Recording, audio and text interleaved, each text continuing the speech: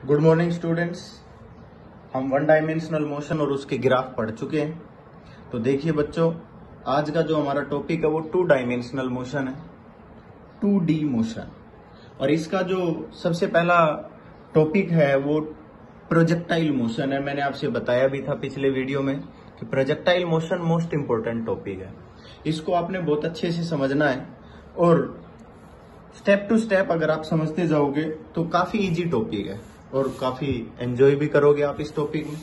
तो सबसे पहले तो आपको ये पता होना चाहिए कि प्रोजेक्टाइल मोशन किस टाइप का मोशन होता है, क्या होता है प्रोजेक्टाइल मोशन का। तो मैं आपको बता देता हूं। सबसे पहले तो मैं डेफिनेशन ही बता रहा हूं। The two dimensional motion, the two-dimensional motion of object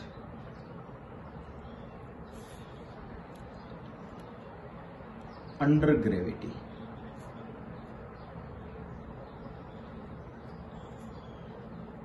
is generally known as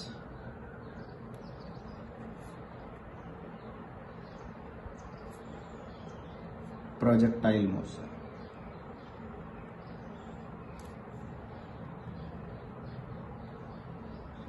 देखिए बेटा, मैंने क्या लिखा, the two dimensional motion of object under gravity. देखिए, मोशन अंडर ग्रेविटी तो आप पहले भी पढ़ चुके हैं। मोशन अंडर ग्रेविटी, आपने एक ऑब्जेक्ट को फ्री ड्रॉप किया था, वर्टिकली अपवर्ड थ्रो किया था, बट वो वन डायमेंशनल मोशन था, आपको याद होगा। यहां पर हम पढ़ रहे हैं टू डायमेंशनल मोशन। मीन्स एक और डायमेंशन में ऑब्जेक्ट मूव करेगा और दूसरा जो डायमेंशन होगा वो वर्टिकली होगा, वो ग्रेविटी इफेक्ट से मूव करेगा। मेरी बात समझ आ गई। मीन्स आप यहां पर टू डायमेंशनल स्टडी करेंगे, two dimensional motion of object under gravity, जो कि ग्रेविटी के अंडर होगा। समझ आ गया? उसको हम प्रोजेक्टाइल मोशन कहेंगे। मैं आपको एग्जाम्पल दे सकता हूं, मैं आपको एग्जाम्पल काफी सारे दे सकता हूं कि जैसे कि आपने ये कह दिया motion of cricket ball,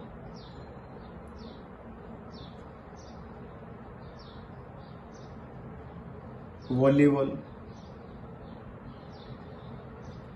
football. इनके जो मोशन होते हैं, जैसे फुटबॉल को किक लगाई जाती है, वॉली को हुक दिया जाता है, या फिर क्रिकेट बॉल को फेंका जाता है, ये जितने भी इनका जो मोशन है, ये जिस भी टाइप से ये पाथ को ट्रेस करके जाते हैं, ये सारा का सारा मोशन कैसा है? प्रोजेक्टाइल मोशन है। क्योंकि जब हम बॉल को देखते हैं, बॉल वर्टिकली ऊपर जाती है, फिर नीचे की तरफ भी जाती है, बॉल आगे भी जाती है, मतलब हॉरिजॉन्टल भी जा रही है और वर्टिकल भी ट्रेवल कर रही है। मेरी बात समझ आ गई होगी। तो इस तरह के मोशन को हम क्या बोल देते हैं भैया?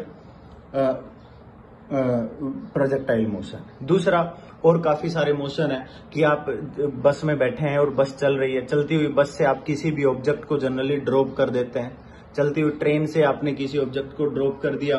कोई भी एयरक्राफ्ट उड़ रहा है, उड़ते उड़ते एयरक्राफ्ट ने किसी ऑब्जेक्ट को ड्रॉप कर दिया। ये जितने भी पाथ ट्रेवल होंगे सारे के सारे प्रोजेक्टाइल मोशन के होंगे। और इनके अंदर आपने जो मेन पॉइंट्स याद रखने हैं, जो सम assumption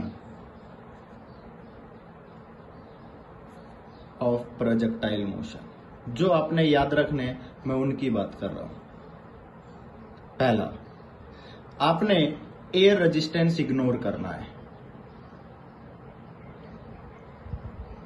मैं लिख देता हूं, there is no resistance due to air.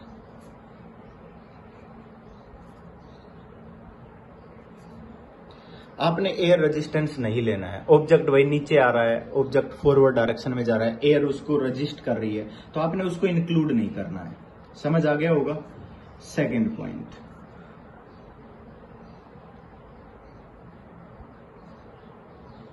Curvature of earth is neglect. हम देखते हैं अर्थ स्फेरिकल है, यूं है, तो इसके कर्वेचर को नेग्लेक्ट करना है। हम उसको केवल लीनियर ही लेकर चलेंगे, हॉरिजॉन्टल पाथ लेकर चलेंगे। तीसरा पॉइंट मैं आपको बता देता हूं, rotation of earth.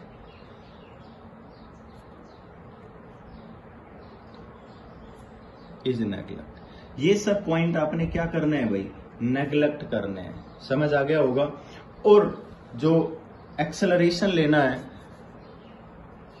Acceleration is taken vertical only due to gravity. जो वर्टिकल एक्सेलरेशन लेना है वो वर्टिकल ओनली लिखा है मैंने। जो वर्टिकल एक्सेलरेशन लेना है वो किसकी वजह से लेना है, ग्रेविटी की वजह से। ये अजम्पशंस आपको याद करने हैं। अब देखिए मैं आपको बता देता हूं types of projectile. Types of projectile. Projectile के टाइप क्या क्या हैं?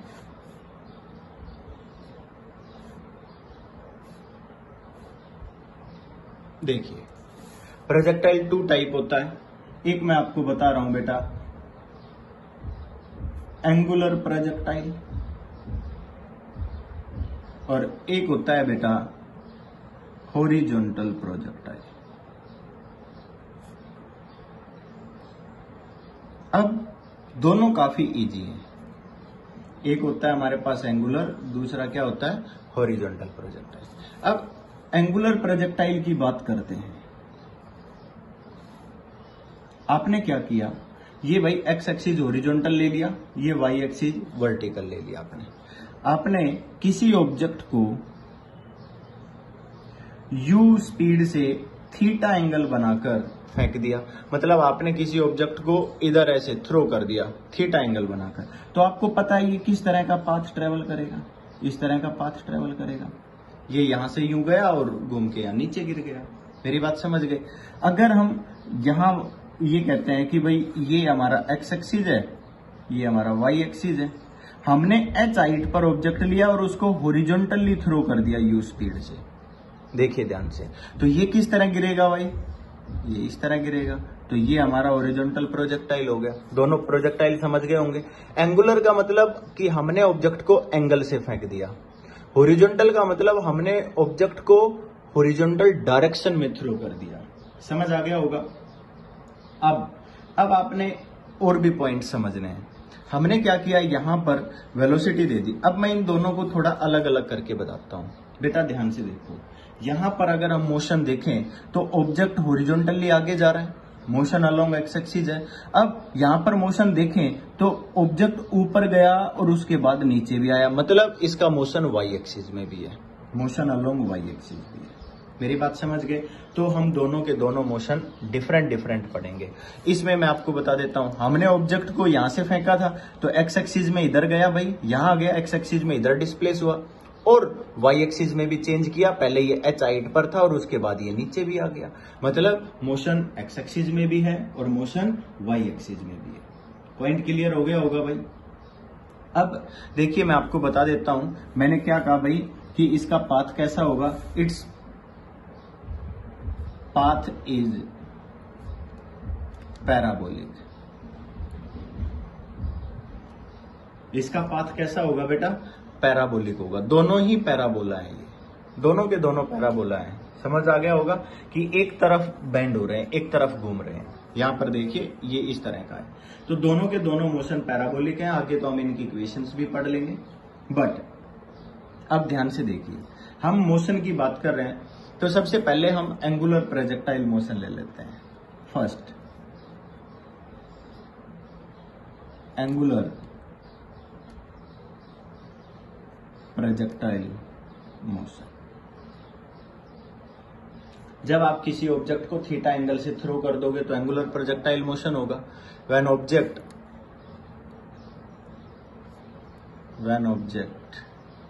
Throw with velocity u makes an angle theta with horizontal।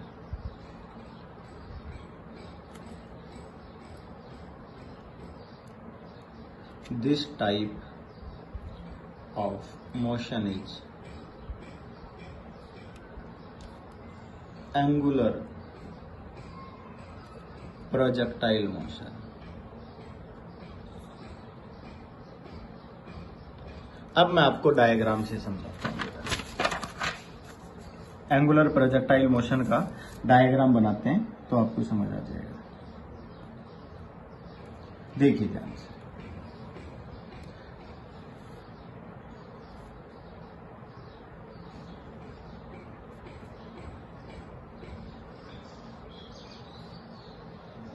हमने क्या किया बेटा, एक्स एक्सिस वाई एक्सिस दोनों बना दिए, थीटा एंगल से हमने ऑब्जेक्ट को थ्रो किया।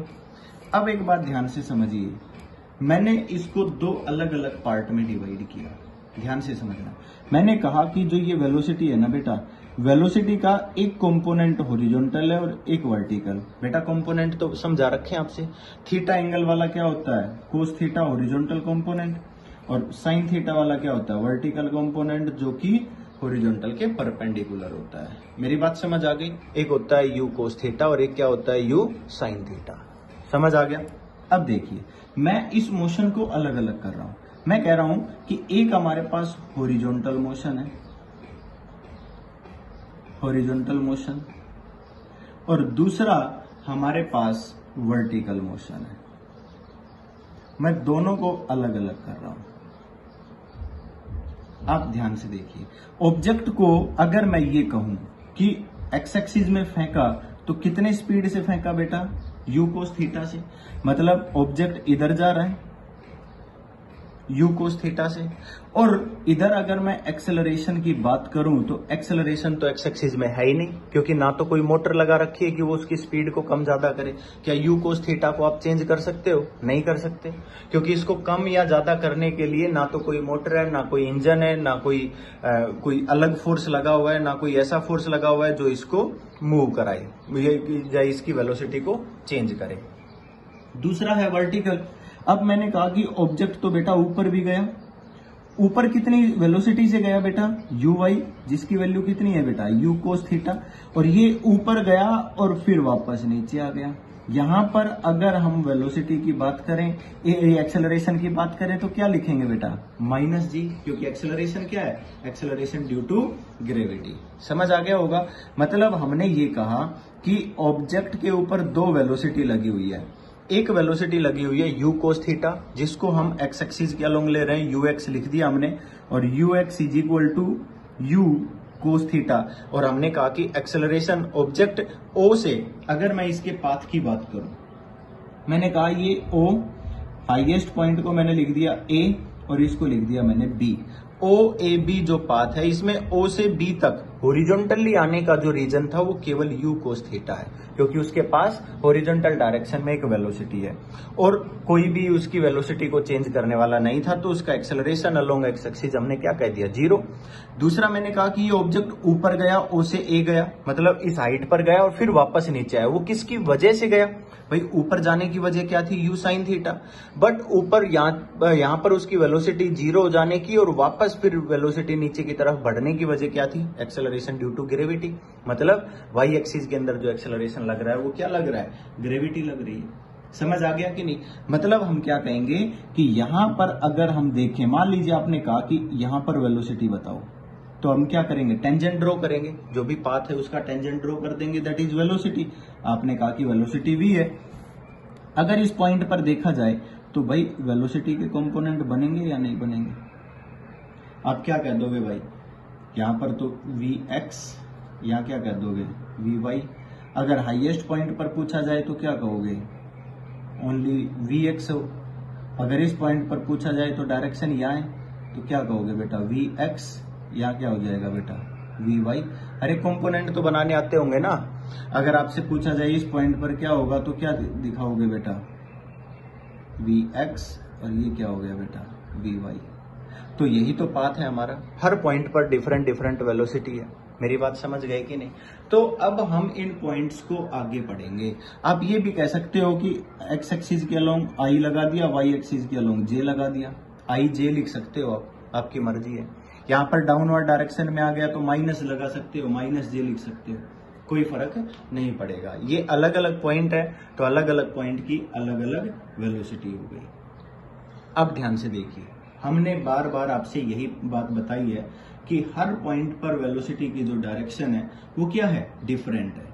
हर पॉइंट पर वेलोसिटी की डायरेक्शन डिफरेंट है। यहाँ पर नीचे की तरफ जा रहा है, यहाँ पर इधर जा रहा है, तो हमने उनके कंपोनेंट्स बनाकर आपको वेलोसिटी के कंपोनेंट सिखाए। अब आपसे क्या क्या पूछा जाएगा, प्रोजेक्टाइल मोशन में क्या क्या पूछा जाता है, बस वो समझना है। अब मैं आपको बता देता हूं कि डिस्प्लेसमेंट, वेलोसिटी और एक्सेलरेशन तीनों वेक्टर क्वांटिटी और इनके जो साइन कन्वेंशन आपसे पहले सिखाए थे वही आपने यूज करने हैं। सबसे पहले आपसे पूछा जाएगा पहला point, time of flight. Time of flight समझ आ गया। अब मैं देखिए दोबारा से एक डायग्राम बना रहा हूं और इस डायग्राम में मैं कंप्लीट सॉल्यूशन करूंगा।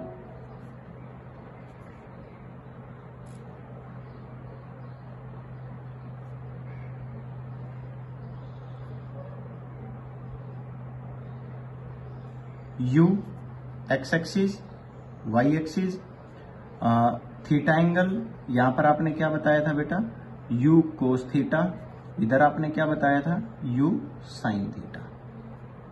ठीक है, अभी तक मैंने ये लिया है O पॉइंट, हाईएस्ट को A लिखा था, इस पॉइंट को B लिख दिया था। अब समझिए, अब आपसे पूछा जाएगा what is the time of flight.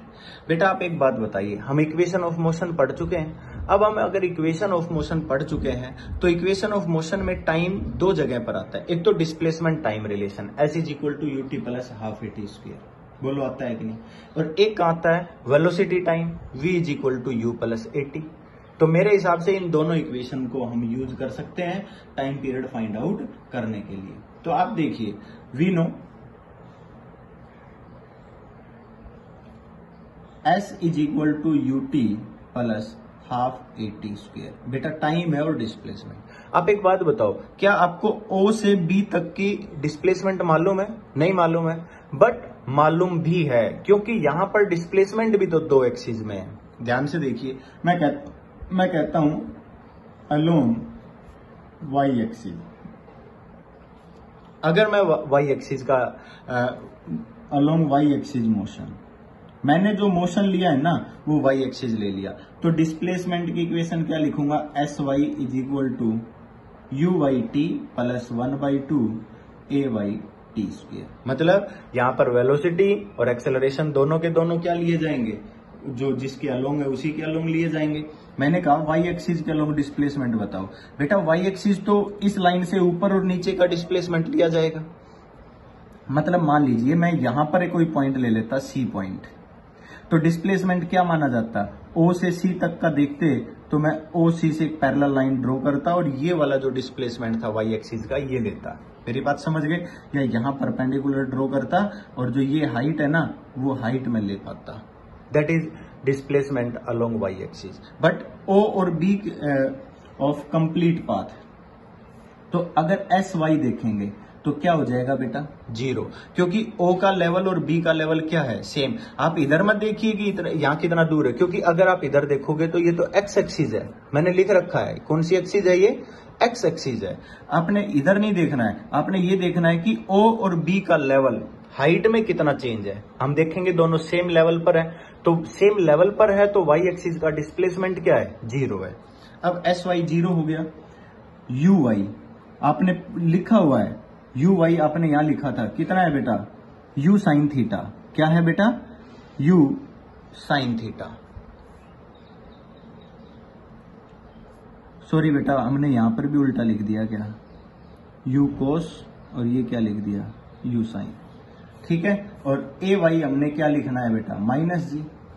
ये वैल्यू यहां पर पुट करिए बेटा, क्या हो जाएगा, zero is equal to UY की वैल्यू क्या है बेटा, U sine theta.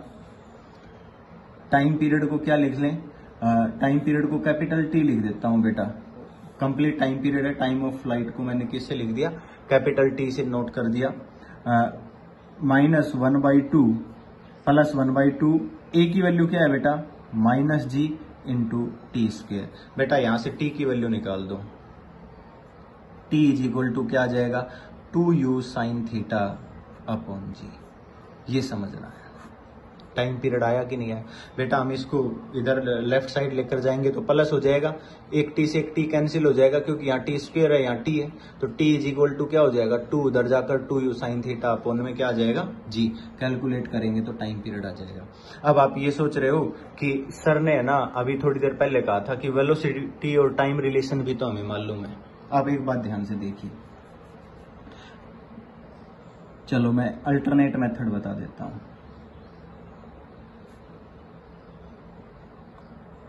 Alternate method मैं कह रहा हूं बेटा v is equal to u plus 80 पड़ी हुई है इक्वेशन, यहां पर भी क्या है वेलोसिटी टाइम रिलेशन है।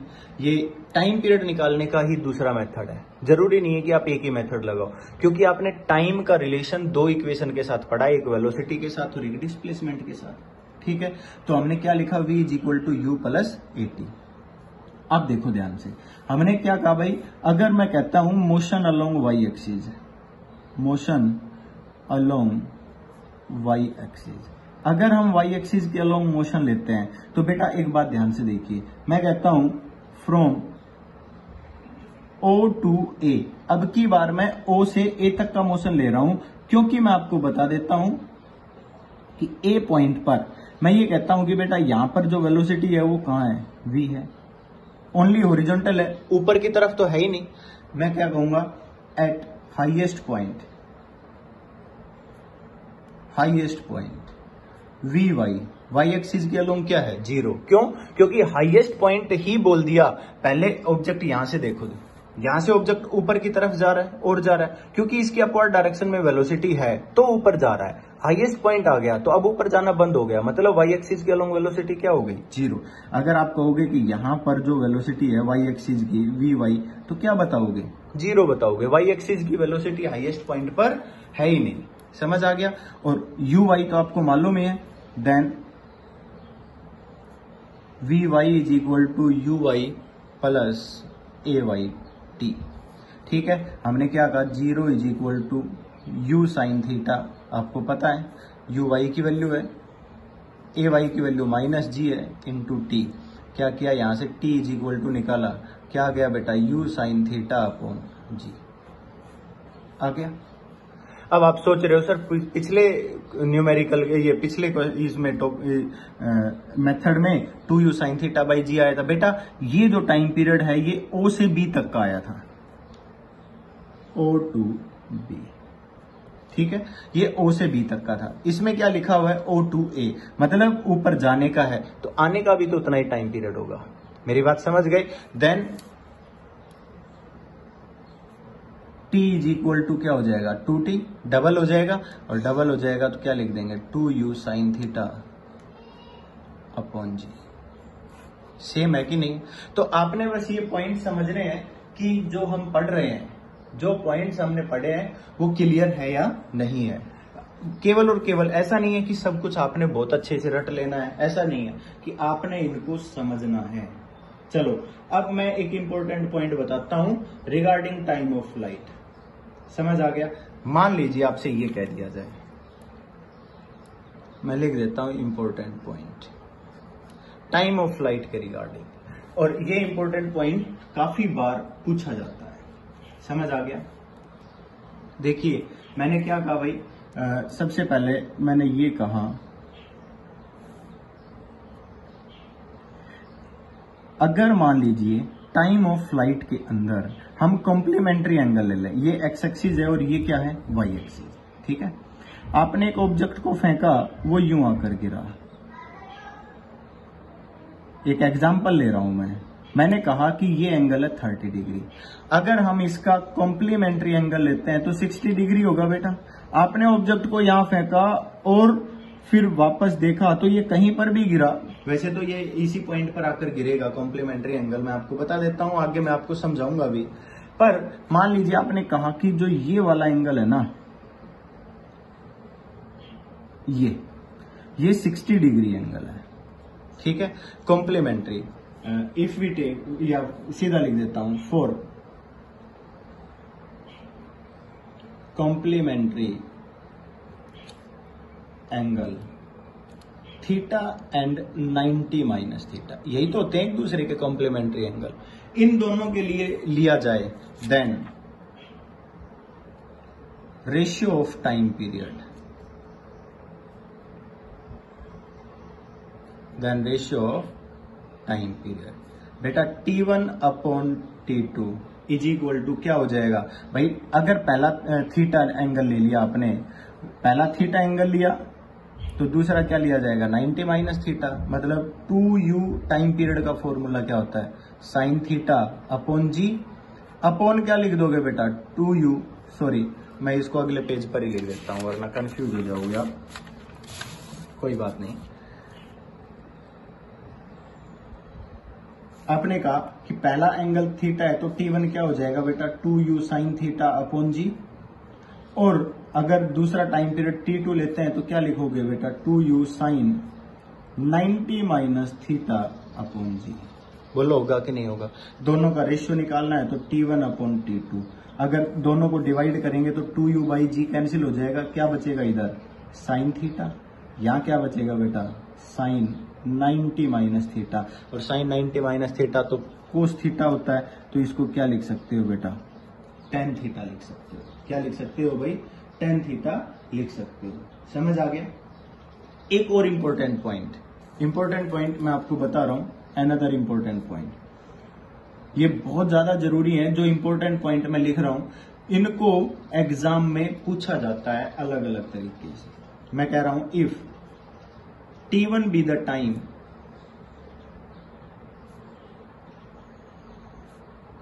taken by projectile from O to any point P and T2 be time in moving from P to B, मैंने ये बोला है, समझ आ गया। एट ग्राउंड लेवल ये भी बता देता हूं मैं, इन दोनों को हमने किस पे बता दिया भाई ग्राउंड लेवल पर बता दिया। देखिए ध्यान से, हमने कहा ये प्रोजेक्टाइल मोशन है, ये एक्स एक्सिस है और ये क्या है वाई एक्सिस ओरिजिन। आपने कहीं पर भी एक प्रोजेक्टाइल मोशन शो किया, ओ से आप पी पॉइंट कहां लेना चाहते हो, आप पी पॉइंट को यहां ले लो, यहां ले लो, यहां पर ले लो, कहीं पर भी ले लो। आपने कहा मान लीजिए आपने ये ले लिया पी पॉइंट, ठीक है, और ये बी ले रहे थे, हाईएस्ट पॉइंट को ए लिया था। अब ये कहता है कि ओ से पी तक का जो टाइम पीरियड है ना वो तो T1 है, और पी से यूं घूमकर ग्राउंड लेवल पर जाने का जो टाइम पीरियड है वो क्या है T2 है। मेरी बात समझ आ गई या नहीं, पॉइंट क्लियर हो गया। तो ये क्या क्या फाइंड आउट करवा सकता है, इसमें आप क्या क्या फाइंड आउट कर सकते हो। तो आप क्या कह सकते हो बेटा, मैं आपको एक बात और बता देता हूं, यहां पर हम काफी सारी चीजें फाइंड आउट कर सकते हैं। एक तो हम क्या कहेंगे बेटा, यहां पर O से P तक जाने का time period T1 plus T2 is equal to क्या कह सकते हैं हम 2u साइन थीटा बाई जी। बोलो कह सकते हैं कि क्या कह सकते हैं हम 2u साइन थीटा बाई जी। दूसरा पॉइंट, मान लीजिए आपने क्या कहा, ये P पॉइंट जो है ना, इस P पॉइंट की हाइट को मैं h मान लूं बेटा, तो आपसे h भी फाइंड आउट करवा सकता है। What is the height of h, वो आपने टाइम पीरियड के टर्म में बतानी होगी, क्योंकि मैंने आपसे देखी पहले भी काफी न्यूमेरिकल कराए हैं कि न्यूमेरिकल का जब सॉल्यूशन करते हो तो मैं बार बार आपसे एक ही बात बताता हूं कि आपने न्यूमेरिकल का सॉल्यूशन उन्हीं टर्म्स में करना है जिस टर्म्स के अंदर पूछा गया है। मेरी बात समझ गए कि नहीं, आपने उन्हीं टर्म्स के अंदर सॉल्यूशन करना है जिस टर्म में क्वेश्चन में कुछ गिवन है, दिया हुआ है। ये सबसे इंपॉर्टेंट पॉइंट है जो मैं हमेशा बताता हूं। मान लीजिए आपसे ये कह दिया जाता है let P point at height h, then find h। आपने h फाइंड आउट करना है। अब ध्यान से देखिए, मान लीजिए h को अगर हम देखते हैं तो हम क्या कहेंगे, हाइट है अलोंग y एक्सिस है, हम क्या कहेंगे बेटा मोशन अलोंग y एक्सिस। अब h मेरे हिसाब से डिस्प्लेसमेंट है, तो हम क्या लगा सकते हैं, एक तो डिस्प्लेसमेंट वेलोसिटी रिलेशन, एक डिस्प्लेसमेंट टाइम रिलेशन। मतलब आपके पास क्या है, एक इक्वेशन तो है s is equal to u t plus half a t square, एक v square minus u square is equal to 2as। अगर हम मोशन o से p तक का ले रहे हैं, क्योंकि हाइट तो यही है ना, मेरी बात समझ गए कि नहीं। अगर हाइट यही है तो हम क्या कहेंगे बेटा कि यहां से यहां तक का जो मोशन है इसमें y एक्सिस के अलोंग ले ले बेटा, एस वाई को क्या लिख दिया बेटा हमने, h इज इक्वल टू क्या लिख दिया बेटा हमने, u sine theta. Time period कितना है o से p तक का, t1 प्लस 1/2, ए वाई को क्या लिख दिया माइनस जी इंटू क्या लिख दिया t1 स्क्वायर। बोलो लिख दिया कि नहीं। अब अगला पॉइंट देखिए ध्यान से, अगर मान लीजिए मैं यहां से u साइन थीटा की वैल्यू निकाल कर यहां पुट कर दूं तो मेरे हिसाब से एक रिलेशन हमारे पास आ सकता है। यहां से अगर हम निकालें तो क्या कहेंगे बेटा, u sine theta is equal to क्या हो जाएगा, t1 प्लस t2 इंटू जी अपॉन 2। बोलो कह सकते हैं कि हमने क्या किया, यहां पर वैल्यू पुट कर दी t1 plus t2 upon 2 into g multiply by t1 minus 1/2 g t1 square. अब आप सोच रहे हो सर आपने ऐसा क्यों किया, मैंने ऐसा इसलिए किया क्योंकि हाइट फाइंड आउट करनी है, तो हाइट के फॉर्मूले में u साइन थीटा आ रहा है, ना तो आपको वेलोसिटी मालूम है ना आपको थीटा मालूम है, क्योंकि क्वेश्चन में ये कहा गया था कि अगर हम किसी भी प्रोजेक्टाइल को थ्रो करते हैं तो अगर उसके बीच में एक पॉइंट लेते हैं तो o से p तक का टाइम t1 है और p से b तक का टाइम t2 है, बस इतना ही गिवन था, ना तो वेलोसिटी गिवन थी ना एंगल गिवन था। अगर ऐसा गिवन ना हो तो आप हाइट निकाल सकते हो, h इज इक्वल टू क्या हो जाएगा बेटा, मल्टीप्लाई कर लेते हैं तो क्या हो जाएगा 1/2 t1 square into g plus 1/2 g t1 t2 minus 1/2 g t1 square. बेटा ये कैंसिल हो गया, then height is equal to क्या आ गया 1/2 g t1 t2। Point clear हुआ। आपके पास अगर टाइम पीरियड है, दोनों टाइम पीरियड है ओ से पी तक और पी से बी तक ग्राउंड लेवल तक आने के, तो आप हाइट निकाल सकते हो कि पी पॉइंट आपका क्या होगा, पी किस लेवल पर होगा। मेरी बात समझ गई कि नहीं। तो ये आपने क्या निकाल दिया, हाइट निकाल दी, समझ आ गया, हाइट निकाल दी आपने उस पी पॉइंट की। ये तो देखिए मैंने क्वेश्चंस बताए हैं कि अगर टाइम पीरियड गिवन हो, टाइम पीरियड निकालना हो तो प्रोजेक्टाइल मोशन से कौन कौन से क्वेश्चन आपसे पूछ सकता है। सेकेंड, आपसे वो कहे कि आप ये फाइंड आउट करिए कि अगर मान लीजिए हमने किसी ऑब्जेक्ट को u वेलोसिटी से थीटा एंगल बनाकर थ्रो कर दिया तो आपने मैक्सिमम हाइट फाइंड आउट करनी है। क्या फाइंड आउट करनी है भाई, मैक्सिमम हाइट। इसको मैं कैपिटल H से लिखूंगा। देखिए मैं दोबारा से डायग्राम बना रहा हूं, इस डायग्राम को आपने समझना है भाई। देखिए एक मिनट,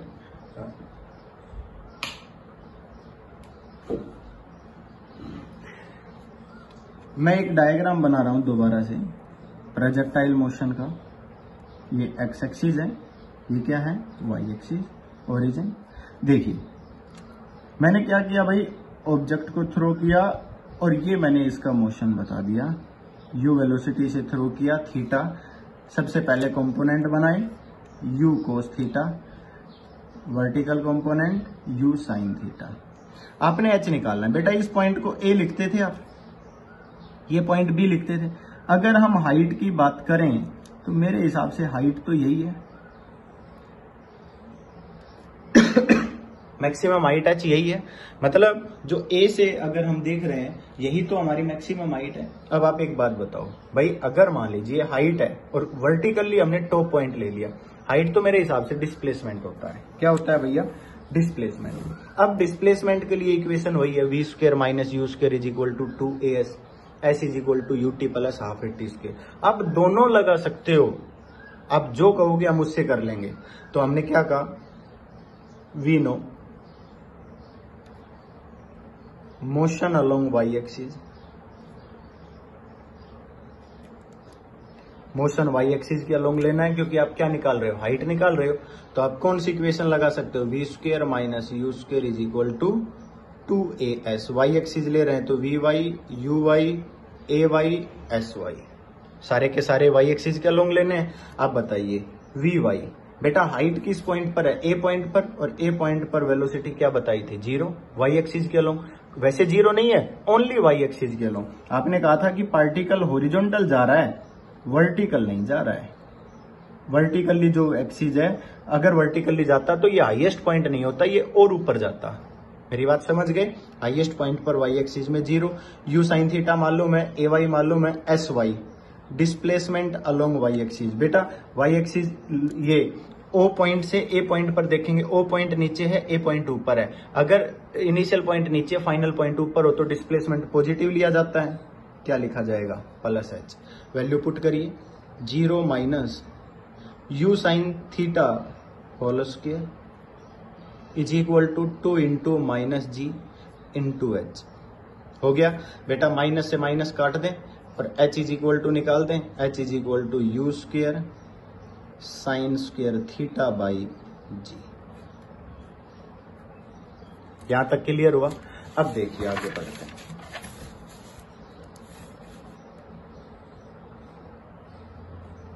अल्टरनेट मेथड पढ़ोगे,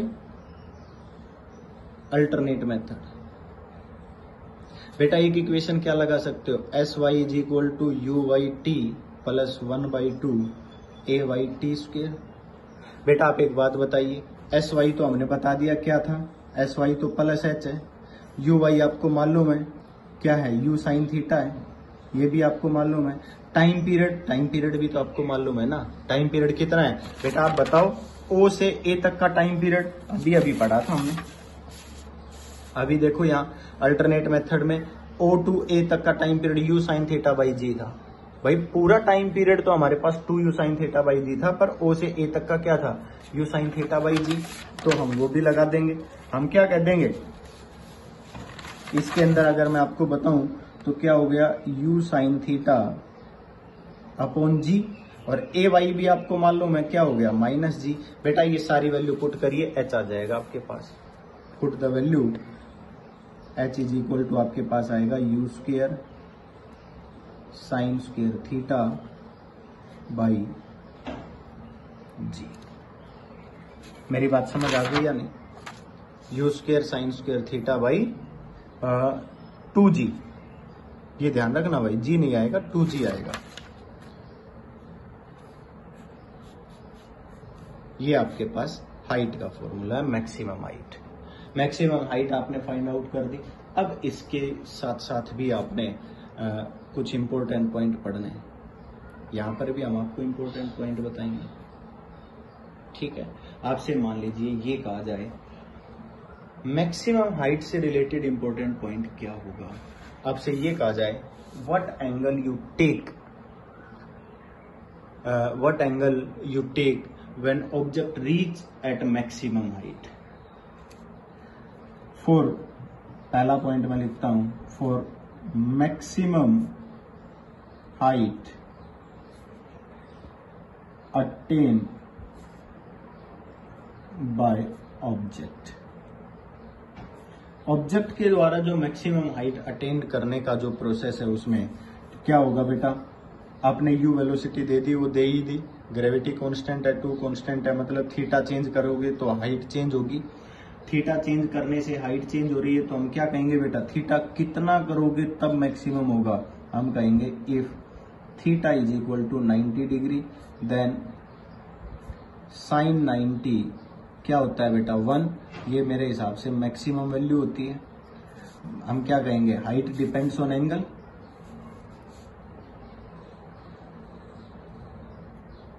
डिपेंड्स ऑन एंगल, यहीं पर लिख देता हूं मैं, एंगल पर डिपेंड कर रही है। साइन 90 पुट करोगे 1 हो जाएगा, देन एच मैक्सिमम क्या हो जाएगा बेटा, यू स्क्वायर बाई 2g। मतलब मैं आपको ये बताना चाहता हूं कि कोई भी ऑब्जेक्ट आपने थ्रो किया, मैंने यहां पर डायग्राम बनाया, आप जितना कम एंगल रखोगे उतना ही हाइट कम होगी, जितना ज्यादा एंगल रखोगे उतनी ही हाइट ज्यादा होगी। यूं बढ़ती जा रही है। मेरी बात समझ गए, आप यूं बढ़ाते जा रहे हो, पाथ इस तरह के हो जाएंगे। मतलब आपने कहा, मान लीजिए ये जितने हाइट बढ़ती चली जाएगी आप एंगल बढ़ाते जा रहे हो, रेंज कम होती चली जाएगी, एक्स एक्सिस से कम होता चला जाएगा। समझ आ गया? आप यूं थीटा को इंक्रीज करते जा रहे हो, आपने थीटा इंक्रीज कर दिया, हाइट इंक्रीज हो गई। देख लीजिए ध्यान से, समझ आ गया? When in theta increase, when theta increase then h is increase. समझ आ गया? ये भी आपका एक पॉइंट था। अब दूसरा पॉइंट मैं आपको बता देता हूं। अगर मान लीजिए आपसे ये कह दिया जाए कि हम ऑब्जेक्ट्स को कॉम्प्लीमेंट्री एंगल से फेंक रहे हैं, if objects throw with complementary angle, तो इसमें ज्यादा नहीं सोचना है। अगर आप कॉम्प्लीमेंट्री एंगल से थ्रो कर रहे हो तो इसके अंदर जिस जोन सा एंगल ज्यादा होगा, थीटा एंड 90 माइनस थीटा हो गया। एक थीटा है, दूसरा क्या है 90 माइनस थीटा। तो इन दोनों में जिसकी वैल्यू ज्यादा है उसकी हाइट ज्यादा हो जाएगी। But find the ratio of the height, then h1 upon h2 निकालना है। मैं आपको बता देता हूं, अगर थीटा है तो h इज इक्वल टू क्या हो जाएगा, you square sine square theta upon 2g, और 90 माइनस थीटा है तो h2 हो जाएगा यू स्क्वेयर साइन स्क्वेयर, और थीटा की जगह क्या लिख देंगे 90 माइनस थीटा अपॉन 2g। जब दोनों को डिवाइड करेंगे यू स्क्वेयर से यू स्क्वेयर कैंसिल, 2g से 2g कैंसिल, ऊपर क्या बच जाएगा बेटा साइन स्क्वेयर थीटा, और नीचे क्या बच जाएगा साइन स्क्वेयर 90 माइनस थीटा। और देखिए sine square 90 minus theta cos square theta होता है, हमने इसको क्या लिख दिया sine square theta upon cos square theta, और बेटा sine square upon cos square क्या हो गया h1 upon h2 is equal to tan square theta. अब आपने ये भी ध्यान रखना है कि अगर कॉम्प्लीमेंट्री एंगल से थ्रो किया जाता है तो उनकी जो हाइट का रेशियो है वो tan स्क्वेयर थीटा के इक्वल होगा। समझ आ गया होगा? पॉइंट क्लियर है? और दूसरी बात, अगर मान लीजिए आपसे ये कह दिया जाता है कि अगर दो ऑब्जेक्ट हैं, दोनों के अलग अलग पाथ हैं, दो ऑब्जेक्ट हैं दोनों के अलग अलग पाथ हैं, और उन दोनों की हाइट सेम है, तो उनका रिलेशन क्या हो सकता है। मीन्स मैं आपसे ये कह देता हूं, मान लीजिए मैं एक डायग्राम बनाऊं, मैंने कहा थर्ड पॉइंट बना देता हूं यहां पर, if height attained by objects is same in two different paths as shown in figure। तो आपने क्या सोचना है, मैं एक डायग्राम बना रहा हूं, डायग्राम से आप समझेंगे। आपने कहा ये एक्स एक्सिस है, ये वाई एक्सिस है, ओरिजिन है। आपने कहा एक ऑब्जेक्ट को आपने यहां से थ्रो किया, वो यूं चला गया। एक ऑब्जेक्ट को आपने यहां से थ्रो किया यूं। हमने क्या देखा, दोनों ने सेम हाइट अटेन कर ली, दोनों ने सेम हाइट अटेन कर ली। ये पहला पाथ है, ये सेकंड पाथ है। हमने यही लिखा, if height attain by object is same in two different paths as shown in figure. तो अब क्या कहोगे, यहां पर हम क्या कहेंगे भाई, h1 इज इक्वल टू क्या हो गया h2।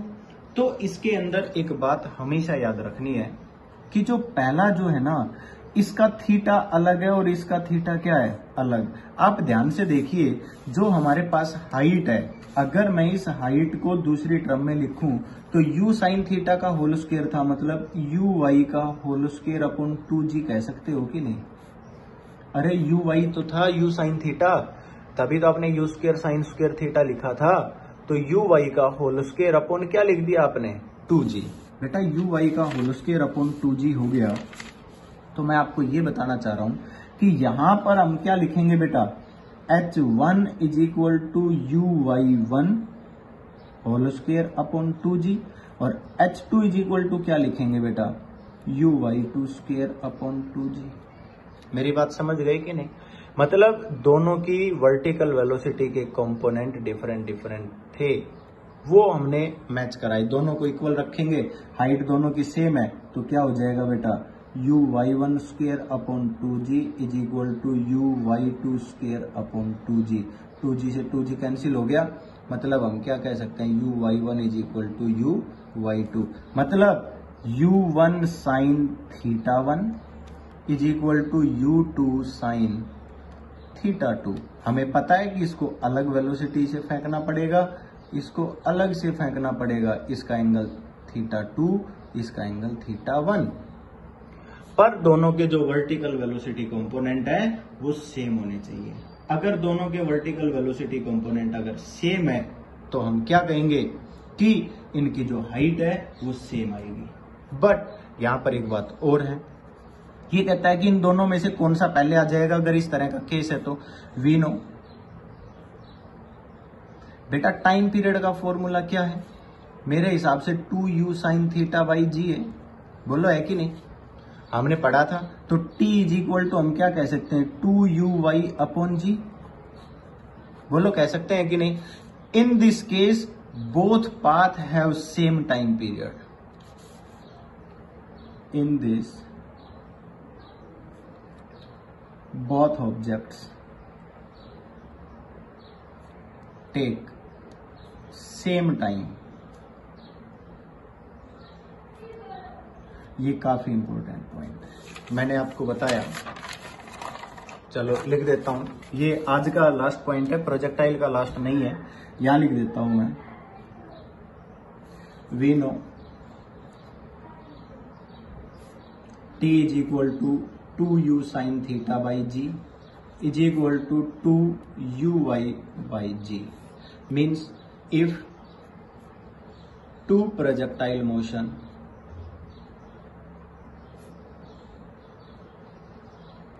have same vertical velocity component,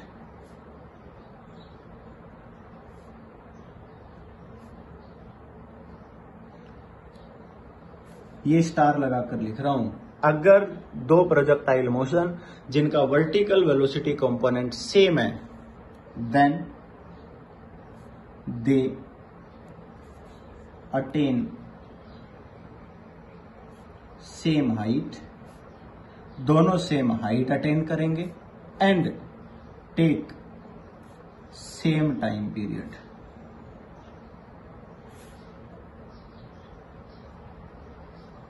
दोनों के दोनों का जो टाइम पीरियड होगा वो सेम होगा, लैंड करेंगे, टेक ऑफ से लैंड तक का जो टाइम पीरियड होगा दोनों का सेम होगा। ये हमने आपको सिखाया है, क्यों, क्योंकि u(y) दोनों का क्या है, सेम है।